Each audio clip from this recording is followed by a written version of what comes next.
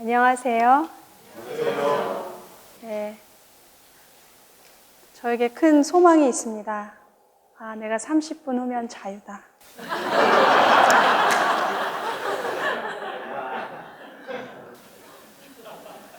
제 오늘 자유케 될 자아인데 제가 30분 후부터 자유입니다. 제가 이렇게 둘러보니까 연배도 그렇고 저보다 인격적으로나 어떤 부분에서 저보다 못하신 분은 이 자리에 안 계시는 것 같습니다. 그래서 제가 무지 부족하고 떨리고 두렵고 그렇습니다. 그래서 기도함으로 시작하겠습니다.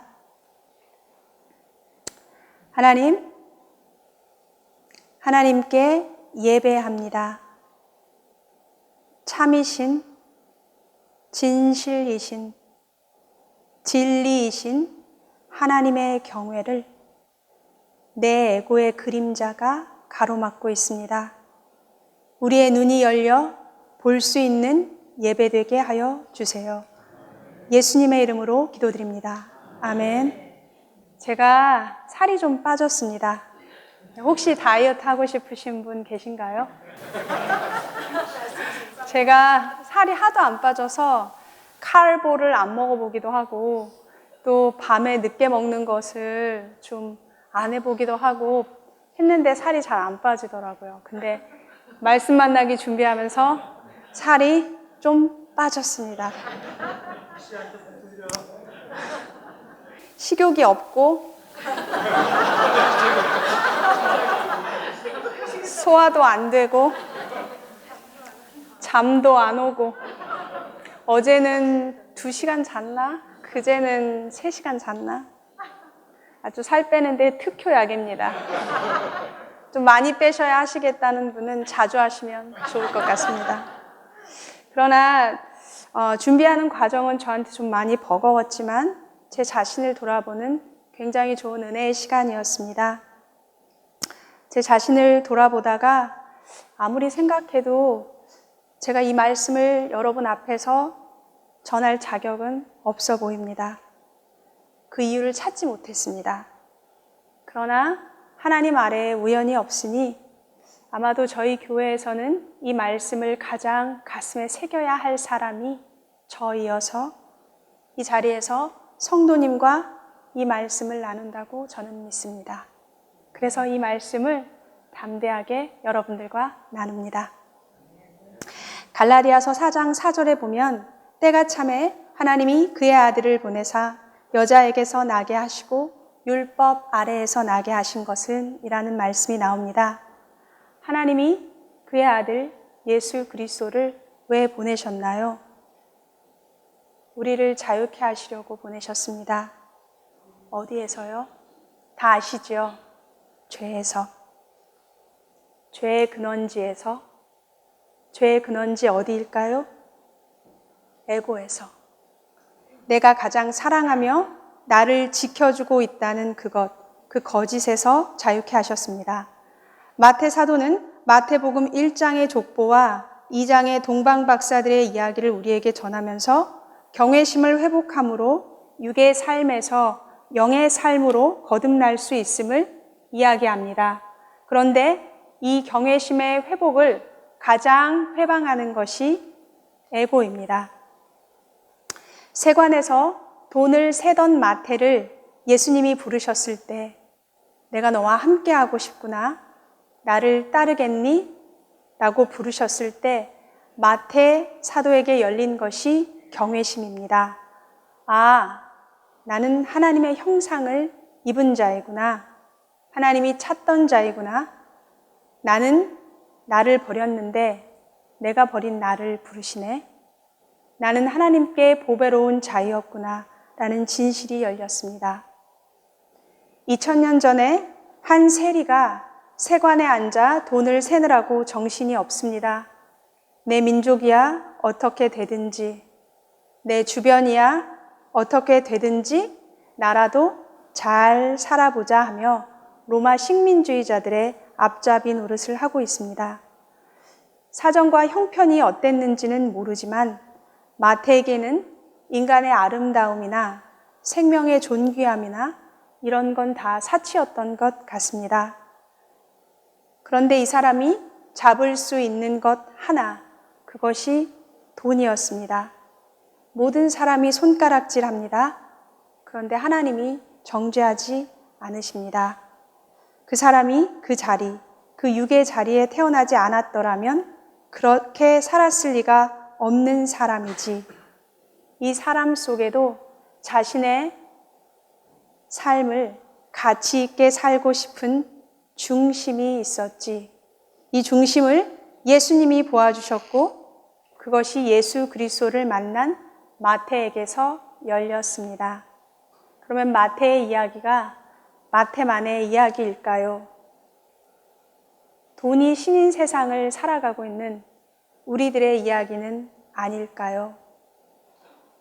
21세기의 인간은 돈 때문에 모든 것을 버리고 서로 이용하고 있는 것은 아닐까요? 우리가 정말로 만난 관계가 몇이나 있을까요? 나의 진실로 만난 너가 있을까요? 사람은 그렇다 치더라도 하나님은 나는 하나님이라도 나의 진실로 만나고 있을까요? 하나님을 도구로, 매직봉으로 이용하고 싶은 마음 빼고 내가 힘들 때 나를 지켜주시는, 어려울 때 도와주시는 수호신으로 사용하고 싶은 마음 빼고 그분의 고결함에 내가 경외함으로, 그래서 사랑함으로 우리는 만나고 있을까요? 이 마태가 만난 경외심을 우리는 사도행전 2장에서 찾아볼 수 있습니다. The fear came upon every soul. 사람마다 두려워하는데 경외심. 이사야서 66장 2절에 나 여호와가 말하노라 내 손이 이 모든 것을 지었으므로 그들이 생겼느니라. 무릇 마음이 가난하고 심령에 통회하며 내 말을 듣고 떠는 자 그 사람은 내가 돌보려니와. 또 5절에 여호와의 말씀으로 말미암아 떠는 자들아. 이러한 경외심이 열린 마태는 2장에서 자신이 본 열림을 우리에게 다음과 같이 증거하고 있습니다. 단절된 삶을 살아가는 가족들에게 한 온전한 가정을 소개합니다. 아버지 요셉은 종교적 율법을 지키면서도 거기에서 더 나아가 아내 마리아와 그 잉태된 아기를 보호해주는 의가 더해진 사람이었습니다. 어머니 마리아는 그 당시 시집가지 않은 여자가 임신을 하면 돌에 맞아 죽는 것인데도 말씀을 전하는 주의 사자에게 주의 말씀대로 이루어지이다 라는 참된 쉐마가 있었던 사람이었습니다. 바로 이 두 사람을 통해서 드디어 여자의 후손이 육으로만 태어나던 이 세상 속에 영이 열리는 역사가 일어났음을 마태는 우리에게 전하고 있습니다. 마태는 그와 동시에 하나님이 밝히 보이시는 이 진리, 로마서 1장 20절에 만물이 분명히 보여 알려졌나니 하나님이 육체를 입고 이 세상에 오셨다. 죄인을 부르러 오셨다. 임마누엘, 우리와 함께하러 오셨다 하는 이 진리를 종교인들은 보지 못하고 오히려 동방으로부터 온 사람들이 이것을 보았다는 역설을 이야기합니다. 로마 제국, 그 광대한 영역에 유대인들이 없는 곳은 그때 당시 없었습니다. 포로된 지 70년, 식민지 500년을 지나면서 유대인들은 모든 땅에 있었고 유대인의 회당 또한 모든 땅에 있었습니다. 그러므로 말씀은 감추어지지 않고 열려 있었습니다. 그런데 유일하게 로마의 동쪽 파르티아는 로마가 가장 무서워했습니다. 그 이유는 온 세계를 정복한 로마가 유일하게 정복에 실패했던 곳이 파르티아입니다. 그러므로 유대인의 회당이 그곳에 있을 리 만무하고 말씀을 받았을 가능성도 희박한데 그곳 동방에서 예수님을 알아보고 경배하러 왔다는 사실입니다. 말씀을 받은 자들이 그 말씀을 자기 이익을 위해서만 이용하고 있었을 때, 종교에서만 머물렀을 때, 그때 동방에서 박사들이 별의 징조를 보고 나타나 예수님을 알아보고 경배했다는 것입니다. 이 동방의 별을 연구하던 박사들은 자연이 늘 경이롭고 신비했습니다. 인간의 현상이 어두워진 시간. 낮에는 뭐가 많이 잘 보이잖아요. 그런데 이 현상이 쓰러진 어두워진 시간에 어두울 때 별빛이 그래서 또렷이 빛날 때 이 자연을 보아왔던 사람들 중에 무언가 하나님의 결정적인 시간이 임하고 있다는 것을 보았습니다.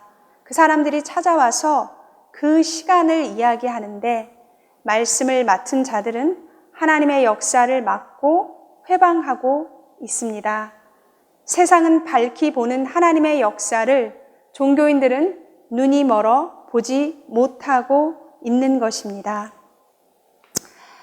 마태는 마태복음 2장에서 선지서의 말씀을 3번 인용합니다. 15절에 애굽으로부터 내 아들을 불렀다 함을 이루려 하심이라. 또 18절에는 위로받기를 거절하였도다 함이 이루어졌느니라. 23절은 나사렛 사람이라 칭하심을 이루려 하심이라. 이루려 함이라, 이루어졌느니라, 또 이루려 함이라 거의 비슷한 것 같은데 원어로는 약간의 차이들이 다 있습니다. 하나님의 역사에서 마태는 이 선지자의 말씀을 3번 인용하면서 하나님의 역사에서 하나도 그냥 떠내려 간 것은 없다라고 우리에게 이야기합니다. 먼저 15절을 살펴보도록 하겠습니다. 15절에 애굽으로부터 내 아들을 불렀다 함을 이루려 하심이라. 갓 태어난 예수가 애굽으로 피난 간 사실을 15절에 이야기합니다. 여기에 이루려 하심이라에는 원어로 희나라는 단어가 쓰여졌습니다. 희나라는 것은 목적이 그것이라는 것입니다. 애굽에서 내 아들을 불렀다는 호세아의 예언. 호세아서 11장 1절에 보면 이스라엘이 어렸을 때에 내가 사랑하여 내 아들을 애굽에서 불러냈거늘 이 이루어지게 하려고 하나님이 예수를 애굽으로 내려가게 하셨다는 것입니다. 창세기 1장 1절은 The Genesis of Heaven and Earth로 물질 세계의 창조였고 마태복음 1장 1절은 The Genesis of Jesus Christ로 영의 세계, 하나님의 세계가 피어나는 창조였음을 우리는 지난주에 보았습니다.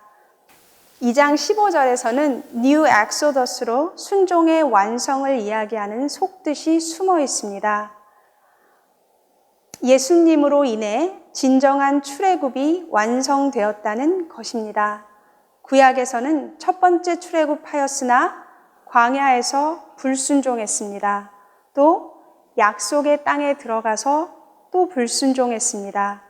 그러나 호세아의 예언처럼 예수님이 출생하셔서 애굽으로부터 내 아들을 불렀다 함을 이루심으로 진정한 순종이 십자가를 지시기까지의 진정한 순종이 완성되었다는 깊은 뜻을 내포하고 있습니다.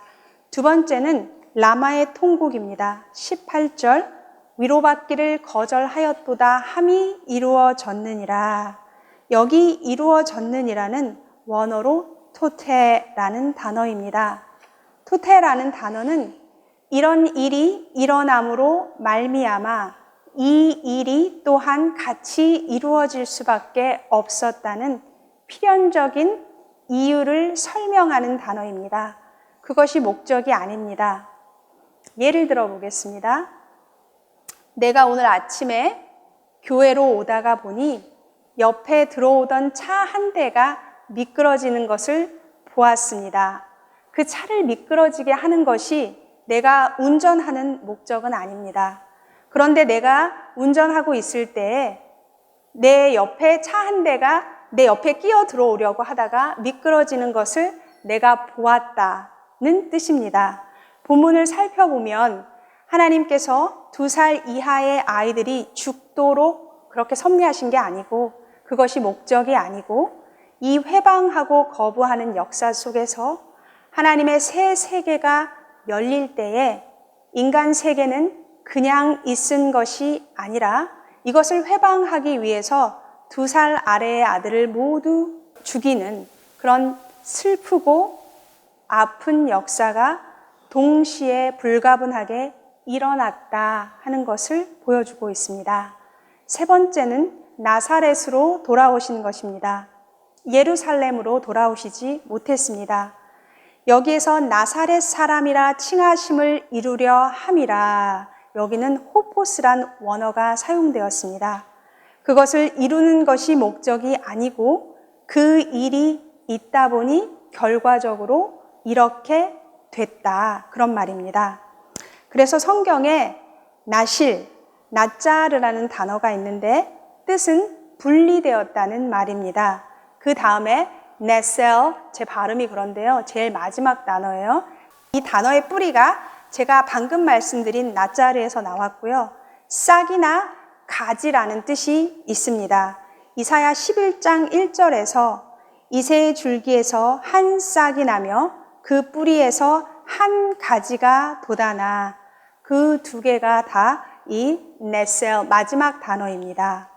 그러므로 예수님이 나사렛 사람이라고 불려지신 것은 하나님 앞에 구분된 사람들을 나실인이라고 불렀던 것과 선지자의 예언에 의해서 이 역사 속에 싹 한 가지가 피어날 때가 있다 하는 이 모든 것이 예수님이 나사렛에 거주하게 됨으로 함께 이루어졌다, 결과적으로 함께 이루어졌다 하는 말입니다.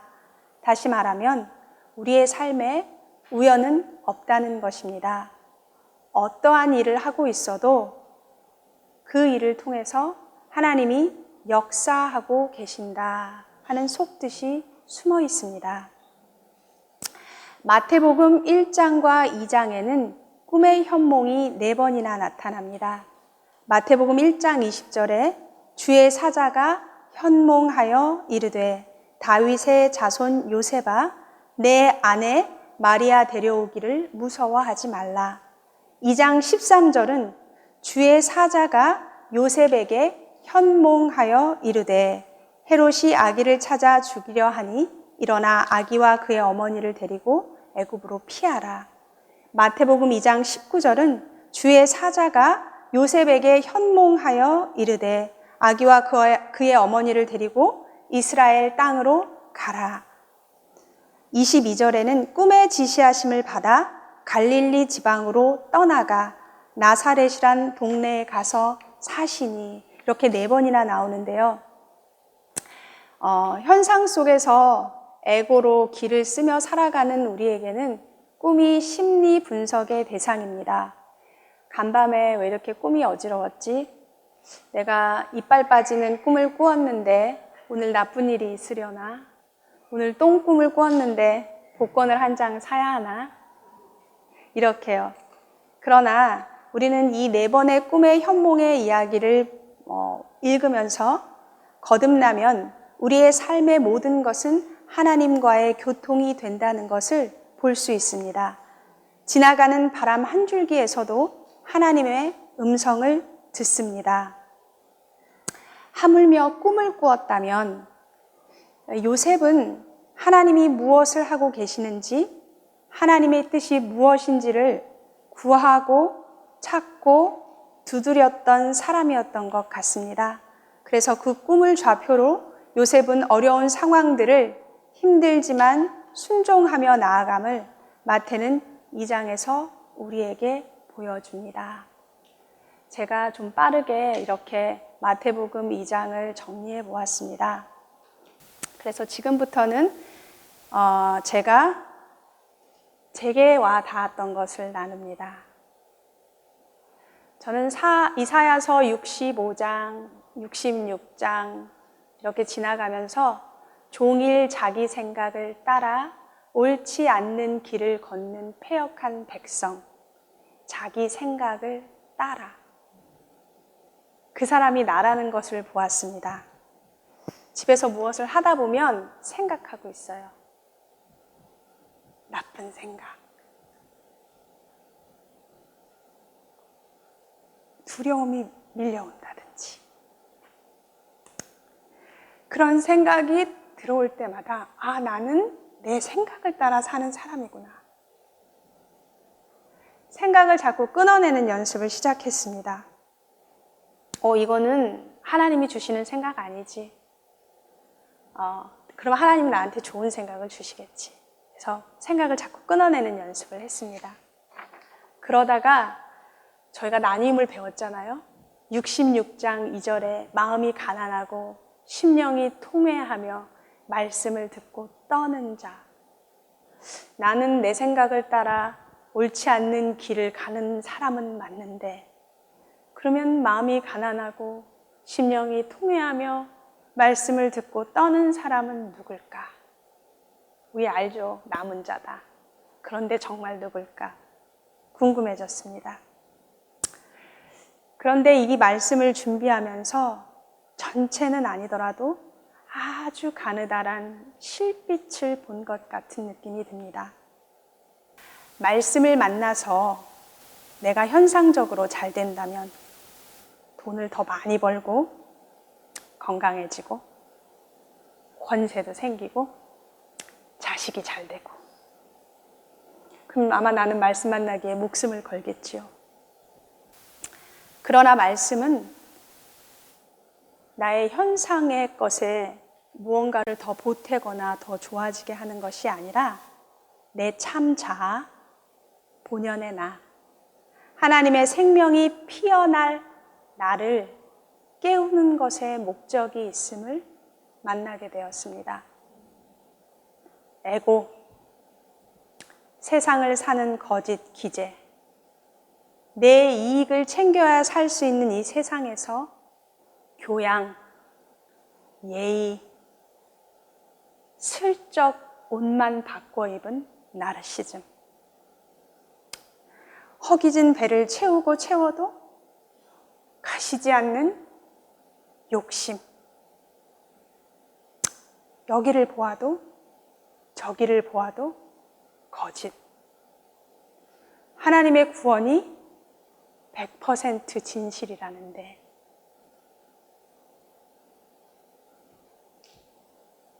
온통 거짓인 나에게 유일한 100%의 진실 하나가 있는데 하나님, 내가 거짓입니다.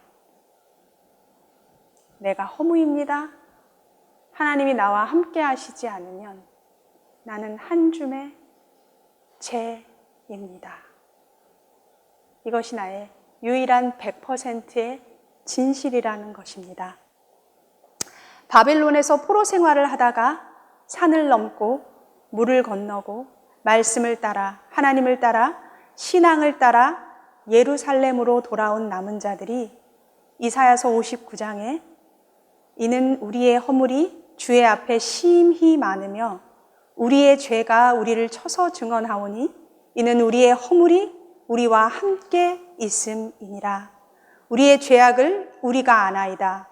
우리가 여호와를 배반하고 속였으며 우리 하나님을 따르는 데에서 돌이켜 포학과 패역을 말하며 거짓말을 마음에 잉태하여 낳으니 우리의 죄악으로 말미암아 우리가 소멸되게 하셨음이니이다.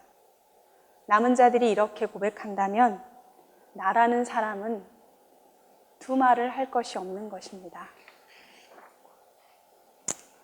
저는 지금까지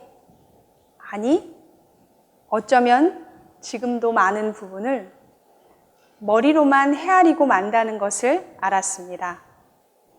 예전에도 알고 있었는데 더 많이 알았습니다. 내가 머리로 이해하고 해석했으니 내가 다 알았으니 그 뒤로는 더 이상 고민하지 않는 겁니다. 내가 죄인이지, 맞지. 하나님이 사랑이시지, 그렇지. 이렇게 말입니다. 마치 내 자식의 문제는 조금만 이상한 기미가 보여도 안절부절이지만 남의 자식의 아픈 문제는 그 자식이 아파도 정말 많이 아파도 그렇구나, 안 됐다, 아유 하고 생각으로 끝내버리는 것과 마찬가지입니다. 남의 자식의 문제는 생각에 머물러 있지만 내 자식의 문제는 나의 존재 전체로 느끼는 것과 마찬가지입니다. 그 다음에 저에게 가장 많이 와 닿았던 것은 저 다이어그램입니다. 이 다이어그램에서 저는 저를 정확하게 보았습니다. 저는 성도님들은 어떠신지 모르겠어요. 저는 평생을 허무와 싸웁니다. 어느 날은 허무가 나를 덮쳐서 눈꺼풀에 돌덩이가 앉은 것처럼 느껴지는 날들도 있습니다. 눈을 떴는데 이 눈이 떠지지 않아요. 눈을 떴어요. 근데 이 눈 위에 뭐가 누르는데 뭔지 모르겠어요. 그런 날들도 있었습니다. 인생이 어디로 와서 어디로 가는지, 왜 태어난 것인지, 어차피 죽을 것을 왜 이 고생을 하면서 살고 있는지, 생의 의미를 모르니 중심이 텅 비어 있습니다. 중심에 아무것도 없어요. 이 다이어그램을 더 잘 이해하고 싶어서 책을 막 찾아보다가 20년도 훨씬 전에 읽었던 탐 마샬의 자유케 된 자아를 꺼내서 반복해서 계속 읽었습니다. 그래서 오늘의 설교 제목이 자유케 될 자아입니다.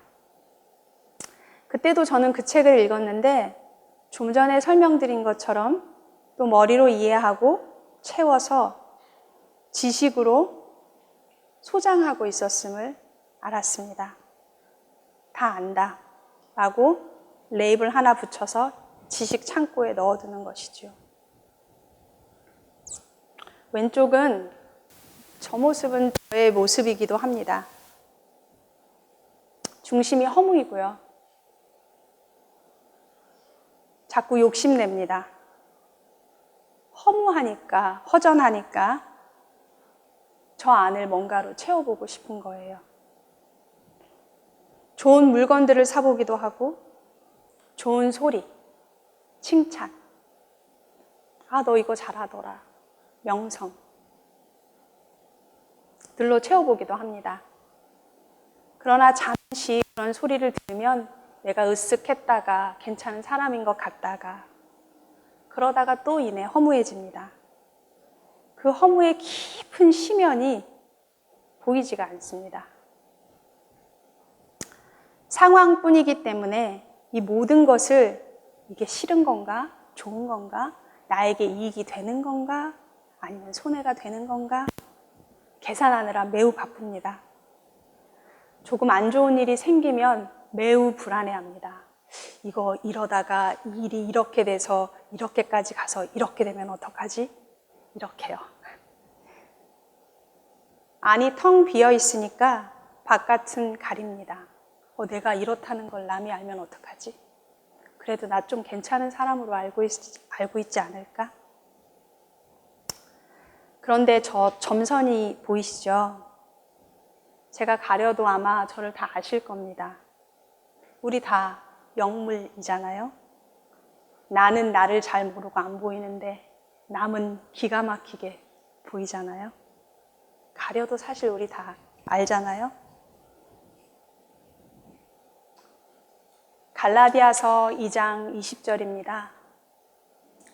저는 암송을 하는데요. 나의 에고를 넣어서 읽으니 매우 와 닿았습니다. 읽어보겠습니다. 내가, 나의 에고가 그리스도와 함께 십자가에 못 박혔나니 그런즉 이제 나의 에고가 산 것이 아니요 오직 내 안에 그리스도께서 사신 것이라. 이제 내가 육체 가운데 사는 것은 나를 사랑하사 나를 위하여 자기 자신을 버리신 하나님의 아들을 믿는 믿음 안에서 사는 것이라. 지금부터는 제가 살고 싶은 삶, 아니, 내가 연습할 삶에 대해서 나눠보도록 하겠습니다. 아까 그 다이어그램 한 번만 더 보여주세요. 오른쪽의 삶입니다. 내가 죽고 내 에고가 죽고 텅 빈 내 안에 예수 그리스도가 임했는데 예수 그리스도 안에서 비로소 나는 믿음으로 살고 있습니다. 그 예수님은 가운데 계셔서 주인이 되셔야 될 것 같잖아요. 그런데 주인 노릇 하시는 것이 아니라 참 나가 피어나게 하셔서 나됨이 회복되게 도와주십니다. 예수 그리스도가 중심이 되면서부터 생명이 피어나고 자라기 시작합니다. 성령의 열매들이 맺힐 것입니다. 사랑과 희락과 화평, 오래 참음, 자비, 양선, 충성, 온유, 절제를 맺고 나인 것이 좋아집니다. 내가 살고 있는 삶이 자랑스럽고 사랑스럽습니다. 남이 나를 어떻게 보느냐에 민감하지 않습니다.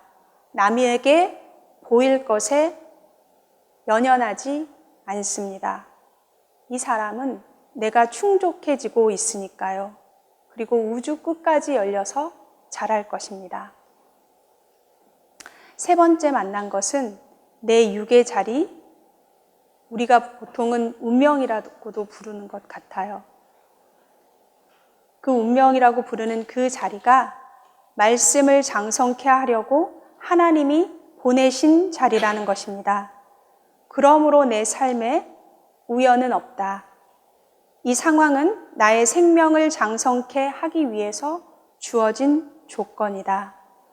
내 유년 시절의 삶이 어떠하였던지, 내 젊은 엄마의 삶이 어떠하였던지, 두 아이를 경제적으로 잘 서포트해야 하는 지금 나의 삶이 어떠하던지 간에 내가 하나님 교회에 다니고 있는 것과 내가 일을 하는 일터, 이 모든 상황들이 나의 생명을 장성케 하기 위해서 주어진 조건이라는 것입니다.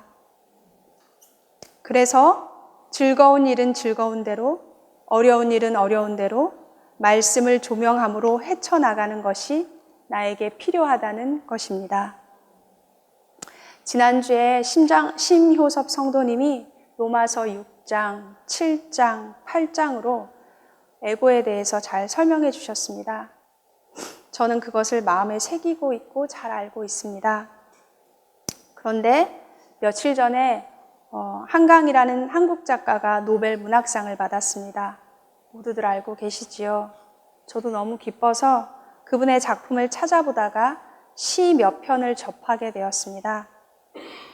그 시집 중에 서랍에 저녁을 넣어두었다 라는 시집이 있었는데 서시가 있었는데 잠시 소개하고자 합니다. 어느 날 운명이 찾아와 나에게 말을 붙이고 내가 내 운명이란다. 그동안 내가 마음에 들었니? 라고 묻는다면 나는 조용히 그를 끌어안고 오래 있을 거야. 라는 시였습니다. 이 시는 초반부고요. 한 조금 더 내용이 있습니다. 근데 너무 좋아서 한참을 많이 읽었습니다. 그러다가 저 시의 운명이라는 단어 대신에 에고라는 단어를 넣어서 읽어보았더니 눈물이 났습니다. 그래서 많이 울었던 것 같습니다. 일을 하러 가는 차 안에서도, 말씀을 준비하다가도, 어느 날, 아니 오늘 에고가 찾아와 나에게 말을 붙이고 내가 내 에고란다. 그동안 내가 마음에 들었니? 라고 묻는다면 나는 조용히 그를 끌어안고 오래 있을 거야. 작가의 의도와는 다르겠지만 운명이라는 단어 대신에 에고라는 단어를 넣어서 읽었더니 왜 눈물이 났는지 잘 모르겠습니다. 저는 이 자리를 빌어서 에고와 작별 인사를 나누고 싶습니다. 나를 복되게 하는 줄 알고 평생 끌어안고 좋아도 했다가 미워도 했다가 그렇게 같이 살았는데 이제 헤어지려 합니다. 그리고 보내주기 전에 꼭 말해주고 싶습니다. 너도 참 수고했다. 어느 날 불현듯 내일 또다시, 아니 하루에도 몇 번씩, 아니 수없이 다시 찾아올 수 있겠지요. 찾아오겠지요. 그러나 그때에도 나는 이 자리는 너의 자리가 아니란다 라고 말해주려 합니다. 나의 왕, 나의 창조자, 거짓뿐인 나를 온 애정으로 부르시는 분, 그분의 자리란다. 안녕 하고 말해주려 합니다. 기도하시겠습니다. 나를 창조하신 하나님, 나를 유업자로 길러서 나의 모든 유업을 위임해 주기를 원하시는 나의 왕, 나의 예수님. 내가 당신의 사랑을 지금껏 이용했습니다. 내 현상의 삶에 복을 달라고 빌고 또 빌었습니다. 복인 줄 알고 그랬습니다. 나는 더 이상 하나님을 이용하지 않습니다. 사랑합니다. 내가 온 마음으로 하나님을 사랑할 수 있도록 나를 더욱 꼭 안아주세요. 예수님 이름으로 기도드립니다. 아멘.